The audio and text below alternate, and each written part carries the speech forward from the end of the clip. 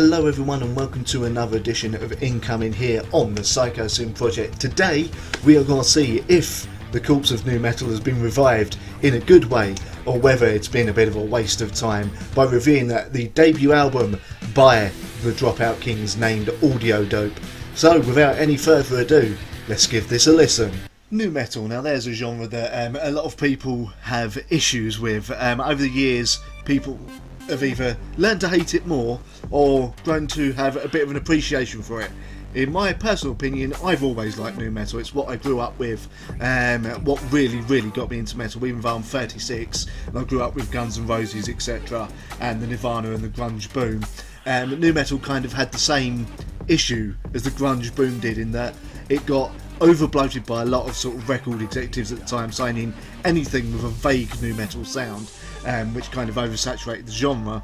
And yeah, I will admit there was some real crap that got signed during the nu metal boom that really should have either been left to kind of develop a bit longer, or should have been just left completely, to be honest with you. Some of those bands are still going, amazingly, trying to sort of distance themselves from the nu metal genre. In fact, a lot of bands done that. El Nino, for example, would not like you to describe them as nu metal anymore, which, to their credit, they have gone more down a slightly different path and drifted away from nu metal.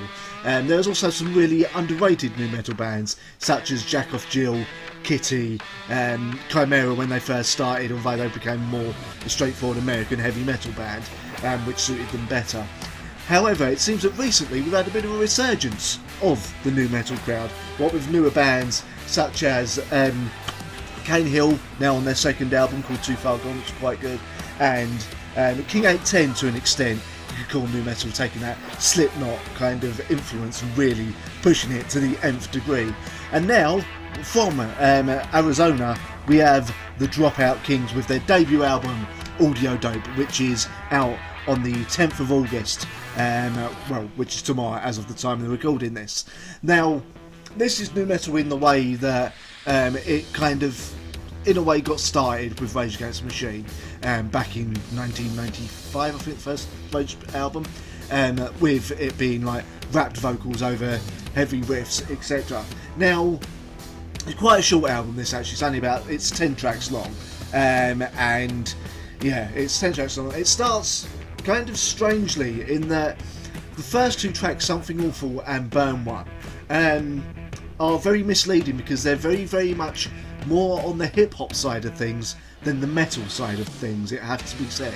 And so at first you might think, oh god, I've been sold a hip-hop album here, if you're expecting heaviness. I mean, there's a couple of moments on Something Awful where it starts to get a bit heavier, but the first two tracks on this, pretty much pure hip-hop.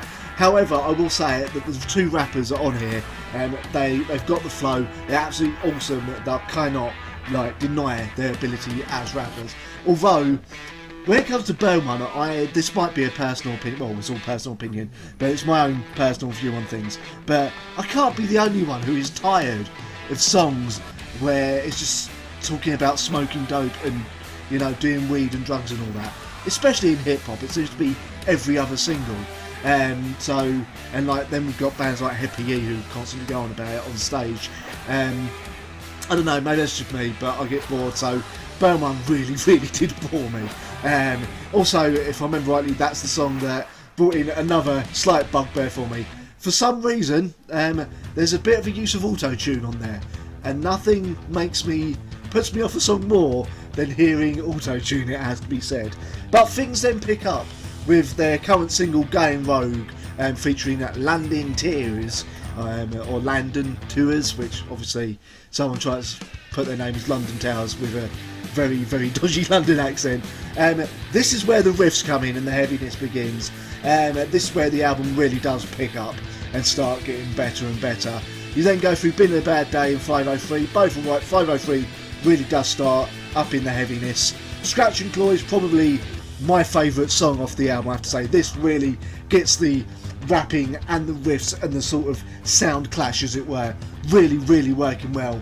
And then we end on the somewhat kind of understated, in a way, Audiodope itself, which is pretty good, but again, it kind of reels things back in So all in all, what do I think of Audiodope by Dropout Kings? It's, for a debut album, they're still finding their sound, as it were. They're still experimenting. I appreciate that they've done a bit of, like, a couple of almost straight hip-hop tracks on here, then sort of inserted the riffs and everything. But, I mean, the talent's there. The talent's definitely there. It's a debut album. It gets a 3 out of 5 from me. But that's only because, one, there's a fair few songs on here that don't quite work for me personally.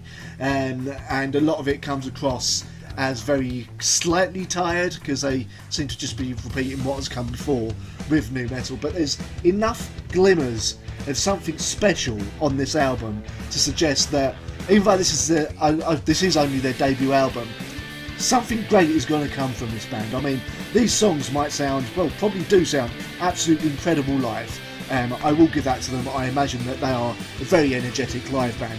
Haven't had the chance to see them yet. Next time I hit the UK, I'll do what I can.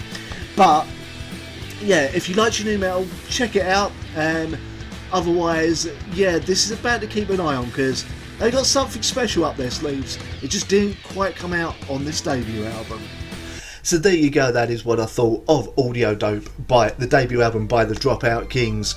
Hopefully you enjoyed the video. If you do, feel free to like, share and subscribe. You know YouTube loves that crap. Also, if you subscribe, obviously click the bell as well. I'm sure you've been told this by about a million other channels, but you know, if you haven't, that's how you get kept up to date on what I'm doing on my channel. Also, if you like my channel and want to support me, feel free to become a patron. The link is on screen right now. Anything you can put towards the channel every month helps me a lot, helps me get out there, get more interviews done with bigger bands for you, and also helps me to upgrade my equipment, because let's face it, this isn't the greatest camera in the world, so that would be greatly appreciated. Also, don't forget to check out my radio show on thatmetalstation.com every Sunday from 2 PM GMT, 9 AM EST. What's the name of the show? Why, the Psychosin Project, of course. Anyway, thank you very much for watching, and I'll see you next time.